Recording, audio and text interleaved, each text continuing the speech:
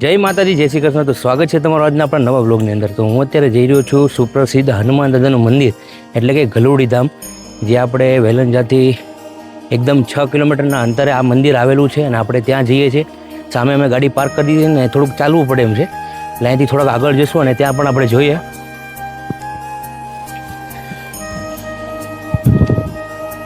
અત્યારે વાગી ગયા છે 6:30 અને તમે આ સરસ મજાનો નજારો જોઈ શકો છો. આમ જુઓ, સામે સુરજ દાદા દેખાઈ છે આપણને. અહીંયાથી થોડુંક ચાલવું પડશે. અહીંયા આજુબાજુમાં તમે જોઈ શકો છો, બાજુમાં ખેતર જ છે. આજે પાછો શનિવાર છે એટલે ઘણું બધું પબ્લિક આપણને રસ્તામાં સામે જોવા મળી રહ્યું છે.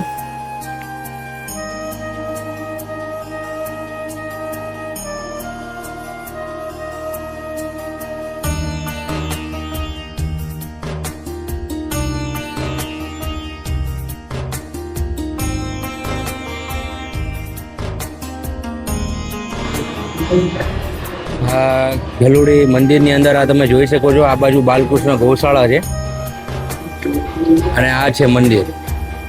આજે શનિવાર છે એટલે સામે તમે લાઈન જોઈ શકો છો.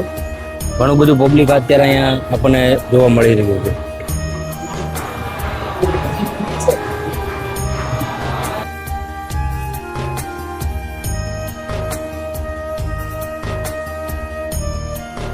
અહીંયા તમે જોઈ શકો છો, આ કૃષ્ણ ભગવાનની મૂર્તિ છે.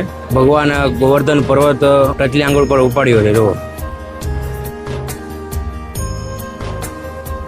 ગલુડી ધામ તરીકે ઓળખાતું આ મંદિર સત્તાવાર રીતે કષ્ટભંજન દેવ હનુમાન મંદિર અથવા શ્રી પંચદેવ સ્વામિનારાયણ કષ્ટભંજન હનુમાન મંદિર તરીકે ઓળખાય છે. તે સુરતથી આશરે 26 કિલોમીટર દૂર કામરેજ તાલુકાના ગલુડી ગામમાં આવેલું છે. વિશ્વવિખ્યાત સાળંગપુર સ્વામિનારાયણ હનુમાન મંદિર સાથેના તેના ઊંડા આધ્યાત્મિક જોડાણને કારણે ભક્તો ગલુડી ધામને પ્રેમથી મિની સાળંગપુર તરીકે ઓળખે છે.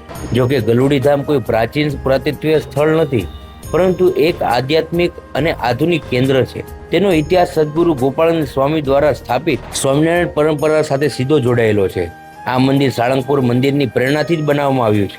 સ્વામિનારાયણ ઇતિહાસ મુજબ ગોપાળાનંદ સ્વામીએ ખરાબ તત્વો, શારીરિક બીમારીઓ અને માનસિક પીડાઓને દૂર કરવા માટે સાળંગપુર હનુમાનજીની મૂર્તિમાં લાકડાની લાકડી વડે પ્રાણ પ્રતિષ્ઠા કરી હતી. ગલુડી ધામની સ્થાપના પણ આ જ હેતુથી કરવામાં આવે છે. ભક્તો એવી અતૂટ શ્રદ્ધા સાથે કષ્ટભંજન દેવ, દુઃખ દૂર કરનારના દર્શનાર્થે આવે છે કે દેવ તેમના કષ્ટો દૂર કરશે, પીડા હળવી કરશે અને નકારાત્મક અસરોથી રક્ષણ કરશે. આ મંદિર એક વિશાળ પરિસરમાં ફેલાયેલું છે, જેમાં ભવ્ય પ્રવેશ દ્વાર અને સુંદર કારીગરી જોવા મળે છે. ભગવાન હનુમાનજીની મુખ્ય મૂર્તિ એક ભવ્ય સિંહાસન પર બિરાજમાન છે.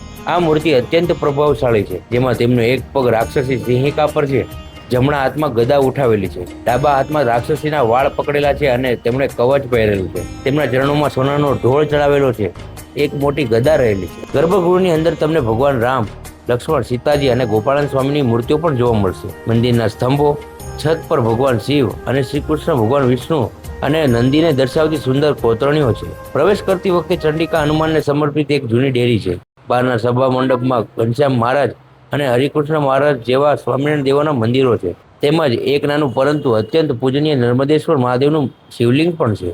દર શનિવારે તેમજ હનુમાન જયંતિ અને પવિત્ર શ્રાવણ માસ દરમિયાન મંદિરમાં સૌથી વધુ ભીડ જોવા મળે છે. મંદિર સામાન્ય રીતે સવારે 6 થી બપોરે 12 વાગે અને બપોરે 3:30 થી રાત્રે 8 વાગ્યા સુધી દર્શન માટે ખુલ્લું રહે છે.